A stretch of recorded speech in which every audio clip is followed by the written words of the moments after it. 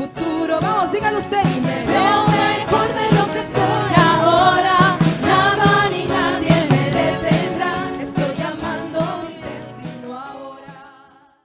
¿Qué tal, familia de la iglesia? El día de hoy, como cada miércoles, vamos a estudiar la lección de grupo de casa.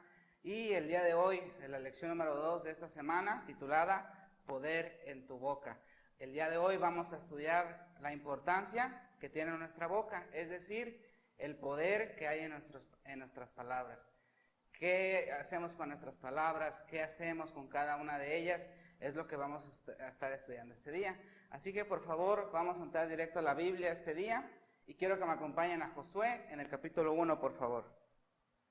Abre tu Biblia, por favor, y acompáñame a Josué en el capítulo 1, en el versículo 8. Dice lo siguiente: nunca se apartará de tu boca este libro de la ley, sino que de día y de noche meditarás en él, para que guardes y hagas conforme a todo lo que en él está escrito, porque entonces harás prosperar tu camino y todo te saldrá bien. Como te lo decía hace un momento, la lección de hoy titulada Poder en tu boca, pues precisamente vamos a estar hablando de eso. ¿Qué es lo que está en nuestra boca? ¿Qué es lo que sale de nuestros labios? ¿Qué palabras, qué frases salen de nuestra boca, de nuestros labios todos los días? Y por eso precisamente viene aquí lo que acabamos de leer. Nunca se apartará de tu boca este libro de la ley. ¿Qué es lo primero que estamos viendo este día? Que en nuestra boca siempre tiene que estar la palabra de Dios. Y no nada más dice que por un momento, no nada más dice que de vez en cuando, dice de día y de noche. ¿Para qué? Para que hagas prosperar tu camino y para que todo te salga bien. Básicamente, si encaminamos nuestra boca a una vida llena de bendiciones, a una vida enfocada en la palabra de Dios, pues dice la Biblia que vamos a prosperar nuestro camino y todo saldrá bien. Por eso, hoy es la importancia de poder entender que tenemos poder en nuestra boca. Con nuestra boca, recordemos, confesamos nuestra salvación. Y eso está ahí en Romanos, también quiero que me acompañen por favor ahí. Romanos en el capítulo 10. Romanos en el capítulo 10, versículo 8 al 10, vamos a leer. Dice más, ¿qué dice? Cerca de ti está la palabra, en tu boca y en tu corazón. Esa es la palabra de fe que predicamos. Que si confesares con tu boca que Jesús es el Señor y creyeres en tu corazón que Dios le levantó de los muertos, serás salvo. Porque con el corazón se cree para justicia, pero con la boca se confiesa para salvación. ¿Qué nos dice estos versículos? Que es importante que la confesión. Aquí confesamos nuestra salvación. No basta nada más con imaginar o creer con nuestra mente nada más ser salvos. No, tenemos que confesar que Jesús es el Señor, que Jesús le levantó de entre los muertos. También lo dice la Biblia, que confesemos nuestros pecados. Entonces, ¿qué dice? Que hablemos en este caso para nuestra salvación, que hablemos, lo veíamos hace un momento, el libro de la ley de día y de noche. Entonces, hoy vamos a aprender la importancia de nuestra boca. Hoy vamos a entender que tenemos que tener cuidado de cada palabra que nosotros decimos. ¿Por qué? Porque más adelante lo vamos a ver que con nuestra boca pues, tenemos la capacidad de poder bendecir nuestra vida, pero también tenemos la capacidad de maldecir nuestra vida. ¿Qué queremos en nuestra vida? ¿Bendición o maldición? La respuesta va a estar y lo que tú quieres lograr en base a lo que tú estás diciendo. Si tú quieres bendición para tu vida, eso es lo que tienes que estar hablando constantemente con tu familia, con tus hijos, en tu trabajo, en tu ciudad, bendición. Pero si tú quieres maldición para tu vida, pues eso es lo que tienes que hablar. ¿Y cómo te fundamento eso que te digo? Quiero que me acompañen y vamos a ver ahorita el poder de nuestras palabras basados en Proverbios. Por favor, acompáñenme al libro de Proverbios, en el capítulo 18.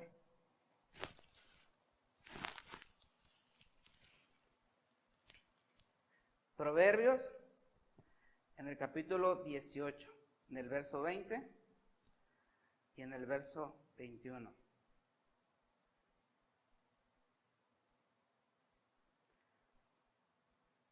dice, del fruto de la boca del hombre se llenará su vientre, se saciará del producto de sus labios. Y fíjate lo que dice el verso 21, la muerte y la vida están en el poder de la lengua, y el que la ama comerá de sus frutos. Lo que te decía hace un momento, ¿qué quieres en tu vida?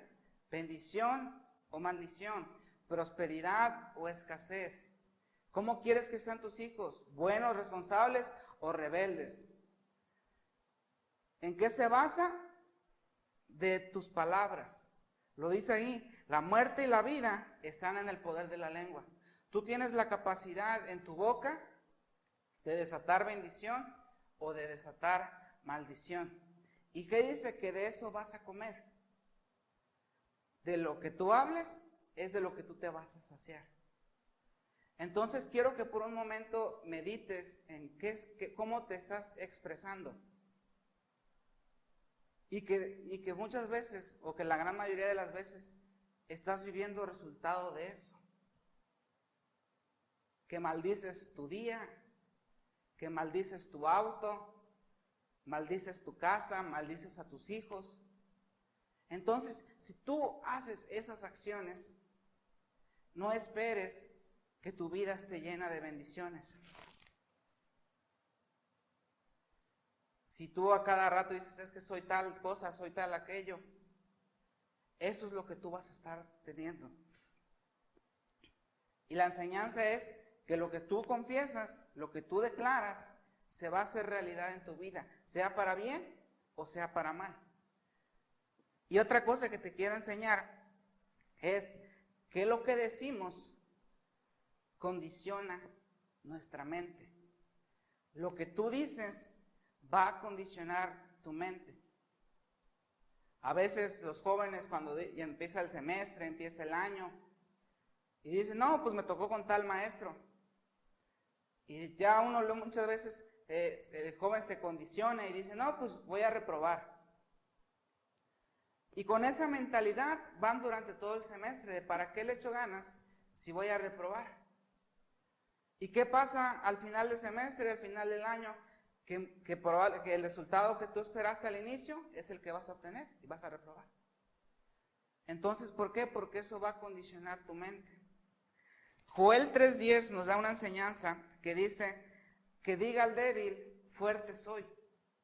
Eso habla de una mentalidad victoriosa. Dice, diga al débil, fuerte soy.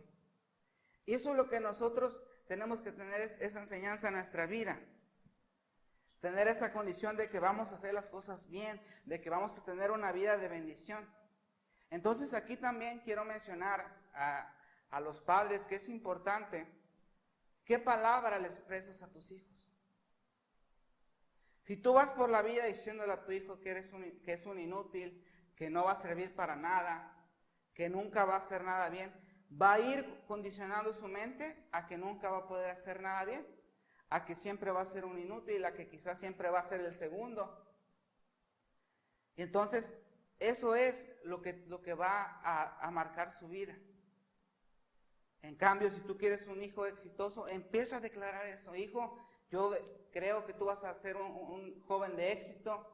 Empieza a declarar bendición sobre tu vida y eso es lo que va a marcar la diferencia en su mente.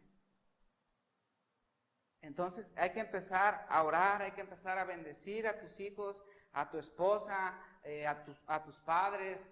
Empezar a declarar y que Dios cumpla el propósito en su vida, porque como lo leíamos hace un momento en Proverbios, tenemos la capacidad, tenemos el poder de desatar vida o de desatar muerte. ¿Qué queremos en nuestro hogar? ¿Queremos paz? Empieza a declarar paz, que la paz de Dios esté en tu casa, en tu hogar. Y eso es lo que va a pasar. Y lo que te decía hace un momento, lo que decimos va a condicionar nuestra mente, pero también lo que nosotros decimos puede condicionar a otros. Lo que nosotros decimos puede condicionar a otros. Entonces, es importante cuidar lo que decimos. Es importante que tú puedas cuidar cada una de tus palabras. Quiero que ahí en tu Biblia, por favor, me acompañes a primer libro de Reyes, por favor. Quiero que leamos una historia muy interesante acerca de cómo lo que decimos puede condicionar a otros. Primer libro de Reyes, en el capítulo 17, vamos a leer en el verso 8. Vamos a leer algunos versículos, por favor, ahí acompáñame en tu Biblia, ahí en casa. Vamos a ver la historia de Elías y la viuda de Sarepta. Dice el verso 8 del primer libro de Reyes, capítulo 17.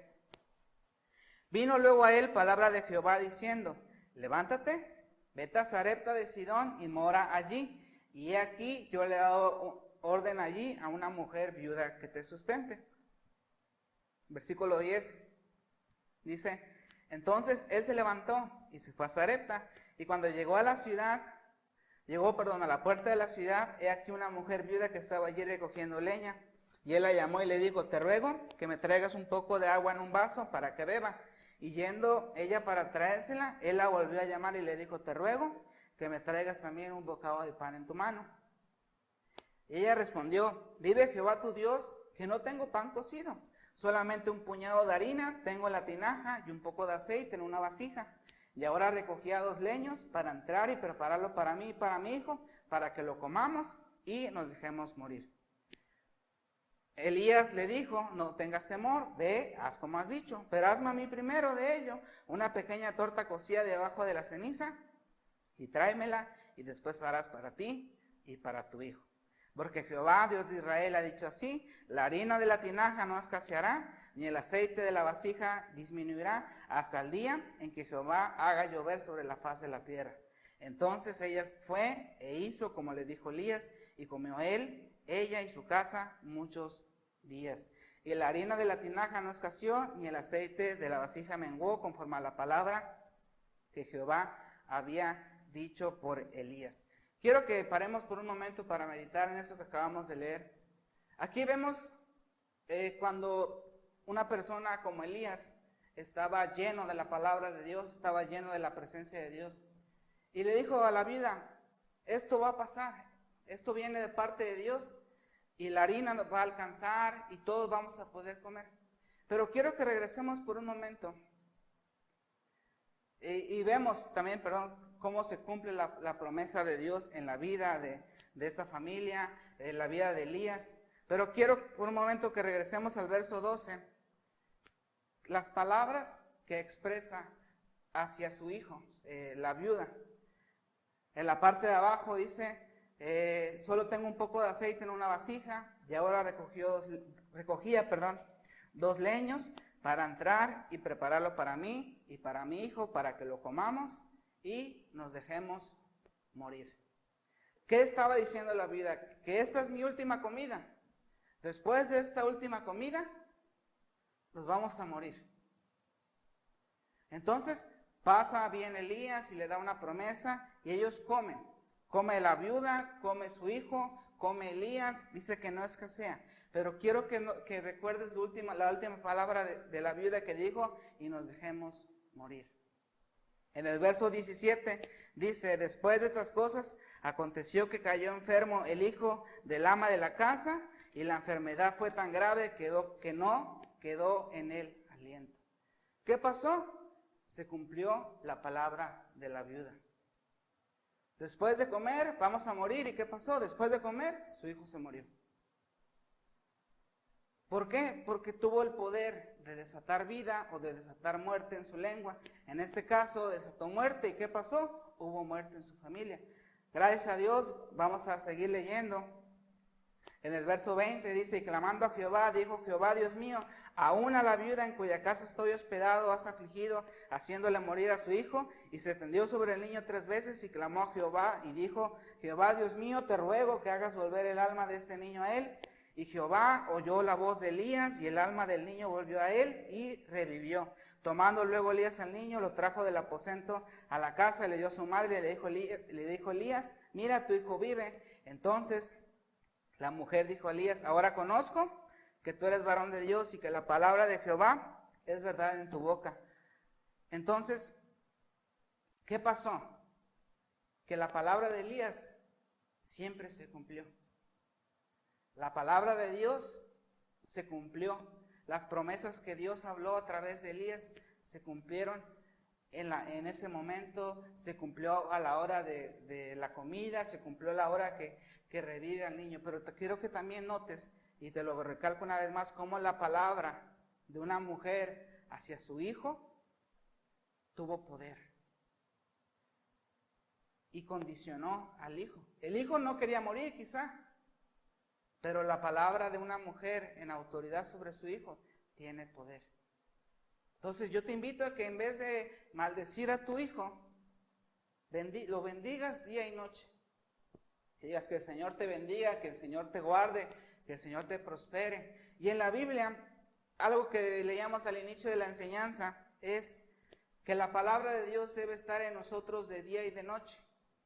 Que la palabra, que la Biblia debe estar en nosotros día y noche, para que prospere nuestro camino, para que todo nos salga bien. Y eso es lo que tú tienes que hacer. Quizá tú dices, bueno, pero es que mi situación pues no es tan positiva, no es tan buena. Empieza a meditar en la palabra, empieza a ver qué promesas dice Dios en esa área de tu vida. ¿Necesitas seguridad? En la Biblia hay promesas de seguridad. ¿Necesitas salvación para tu familia? En la Biblia vienen promesas de salvación para tu vida. ¿Necesitas prosperidad económica?